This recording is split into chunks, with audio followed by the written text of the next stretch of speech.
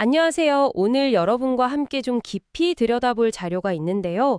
바로 세계경제 포럼 WEF의 미래 일자리 보고서 2025입니다. 네, 이게 전 세계 55개국 또 1000개가 넘는 기업들을 대상으로 조사한 거라 상당히 방대한 자료죠. 맞습니다. 이걸 토대로 2030년까지 노동시장이 어떻게 변할지 예측하고 있는데 오늘 저희 목표는 여기서 핵심만 딱 뽑아서 여러분이 대비하시는데 좀 도움을 드리는 겁니다. 네, 맞아요. 단순히 전망만 하는 게 아니라 구체적으로 어떤 변화동인이 있고 또 그래서 어떤 역량이 필요해지는지, 기업들은 뭘 준비하는지 이런 걸 파악하는 게 중요하거든요. 그렇죠. 막연하게 두려워하기보다는 뭘 준비해야 할지 아는 게 중요하니까요. 그럼 그 거대한 변화, 그 핵심 동인부터 한번 짚어볼까요? 역시 기술 변화가 제일 크겠죠. 단연 그렇습니다. 고용주들 한 60% 정도가 디지털 접근성 확대, 이게 2030년까지 가장 큰 비즈니스 변화를 몰고 올 거라고 봤어요. 60%나요? 상당하네요. 네. 그리고 그중에서도 AI랑 정보 처리 기술 있잖아요. 이게 영향력이 정말 압도적입니다. 86%가 변화를 예상했으니까요. 86%. 와, 특히 이게 생성형 AI, 젠 AI라고 부르는 거예요. 이게 일하는 방식 자체를 확 바꿀 수 있다는 거죠. 인간의 능력을 도와주기도 하고 또 어떨 땐 대체할 수도 있고 그런 양면성이 있다는 말씀이시군요. 네, 맞습니다. 그래서 AI 전문가나 빅데이터 전문가, 이런 직업들이 가장 빠르게 성장할 걸로 예측되는 거고요. 그렇군요. 근데 기술 말고 혹시 다른 요인들? 경제나 환경 이런 건 어떤가요? 그것도 상당히 중요해요. 경제적 압박, 이것도 무시 못하는데 생활비 상승, 이게 전체 변화 동인 중에 2위였어요. 고용주 절반, 50%가 영향을 예상했고요. 생활비 상승이요? 네. 그리고 경제 성장 둔화도 한 42% 정도 나왔고요.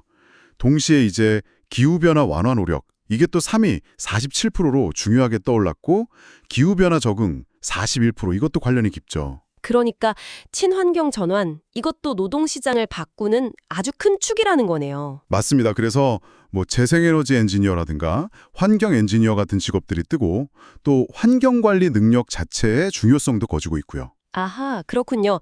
이렇게 기술, 경제, 환경, 요인이 막 얽혀서 변화를 만드는데 그럼 실제 일자리 수는 어떻게 될까요? 자동화 때문에 줄어들 거라고 걱정하는 분들이 많잖아요. 근데 이게 좀 놀라운데요. 보고서 예측은 2030년까지 오히려 순 일자리가 7,800만 개 늘어난다는 겁니다. 네.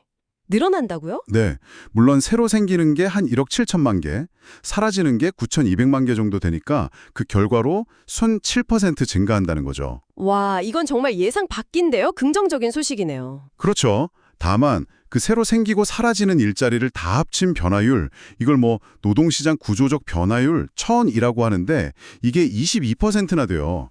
그러니까 시장 자체가 굉장히 역동적으로 바뀐다는 뜻이기도 합니다. 안정적이지만은 않다는 거죠. 순증가는 하지만 그 안에서의 변화는 아주 크군요. 그럼 구체적으로 어떤 직업이 뜨고 또 어떤 직업이 좀 지는 건가요? 성장률 빠른 건 역시 예상대로 기술, 친환경 쪽이겠죠? 네, 맞아요.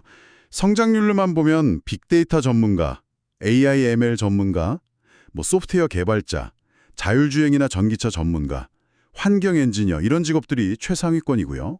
네. 근데 절대적인 증가 규모로 보면 또 그림이 약간 달라요. 그래요. 어떻게 다른가요? 가장 많이 늘어나는 건 의외로 농업 노동자입니다. 무려 3,500만 명 증가로 예측됐어요. 3,500만 명이요? 농업 쪽에서요? 네. 그리고 배달기사, 건설 노동자, 판매원, 식품 가공 노동자 이런 직업들도 많이 늘어나고요. 또 간호사 같은 돌봄직이나 교사 같은 교육직처럼 우리 사회 기본을 떠받치는 직업 수요도 크게 늘어날 걸로 보고 있습니다. 와, 정말 흥미로운 대비네요. 기술이 발전해도 기본적인 사회 운영이나 돌봄 수요는 오히려 더 커진다. 반대로 그럼 가장 많이 사라지는 직업은 어떤 건가요? 예상했던 대로인가요? 네네, 그쪽은 예상이랑 비슷합니다. 주로 사무직, 비서직군이에요. 예를 들면 우편 서비스 사무원, 은행 창구 직원, 데이터 입력원, 계산원, 행정비서 같은 직업들이죠. 기술 자동화 영향이 크겠군요. 네, 그게 직접적인 원인으로 분석됩니다. 이렇게 일자리가 바뀌면 당연히 필요한 역량도 달라질 텐데요. 어느 정도나 바뀔까요? 이것도 좀 불안한 부분이긴 한데. 네, 보고서에 따르면 2030년까지 근로자 핵심 역량의 약 39% 정도가 변화하거나 혹은 아예 쓸모없어질 수 있다고 예측해요. 39%면 거의 5개 중 2개는 계속 업데이트해야 하는 거네요. 그렇죠. 이게 2023년 조사 때 44%보다는 조금 낮아지긴 했는데 여전히 계속 배워야 한다는 압박은 상당한 거죠. 평생학습이 정말 중요해지는 시대입니다. 그렇다면 앞으로 가장 수요가 높아질 역량, 딱 3가지만 꼽는다면 뭘까요? 역시 1위는 AI 및 빅데이터 활용 능력이고요. 2위가 네트워크 및 사이버 보안, 그리고 3위가 기술 활용 능력 전반입니다. 기술 관련 역량이 핵심인 건 분명해요. 네, 기술 역량 중요하죠. 근데 혹시 이런 변화 속에서 오히려 더 중요해지는 뭐랄까, 인간적인 역량 같은 건 없을까요? 물론 있습니다. 아주 중요한 지적인데요. 보고서에서도 창의적 사고, 그리고 회복 탄력성이나 유연성, 민첩성 같은 거요. 또 호기심과 평생학습 태도, 이런 인간 중심적인 역량의 중요성도 같이 커진다고 강조해요. 그러니까 기술이 못하는 영역? 예를 들어 새로운 아이디어를 내거나 예상 못한 변화에 적응하고 또 계속 배우려는 자세 같은 거요? 네, 바로 그거죠. 기술이랑 서로 보완하는 관계라고 볼 수 있어요. 기술과 인간 역량 둘 다 중요하다는 거군요. 그럼 기업들은 이런 변화에 어떻게 대응하고 있을까요? 가장 큰 어려움은 뭐고 또 어떤 전략을 쓰고 있나요? 기업들이 가장 큰 어려움, 즉 장벽으로 꼽는 건 역시 기술 격차입니다. 고용주 63%가 이걸 지적했어요. 필요한 기술 가진 사람이 부족하다는 거죠. 네, 그렇죠. 그래서 최우선 전략으로 삼는 게 인력 기술 향상, 즉 업스킬링입니다. 기존 직원의 역량을 키우는 거죠. 이걸 85%의 기업이 가장 중요하게 생각하고 있어요. 새로 뽑는 것보다 기존 인력을 키우는 데 더 집중한다. 그럼 AI 시대 대응도 좀 비슷한가요? AI 전문가 새로 뽑기보다는 정확합니다. AI 대응 전략 1순위가 기존 인력을 재교육하거나 기술을 향상시켜서 AI랑 같이 일하게 하는 거 77%예요. AI 관련 신규 인력 채용 69%보다도 우선순위가 높죠. 흥미롭네요. 다만 좀 걱정되는 부분도 있는데요.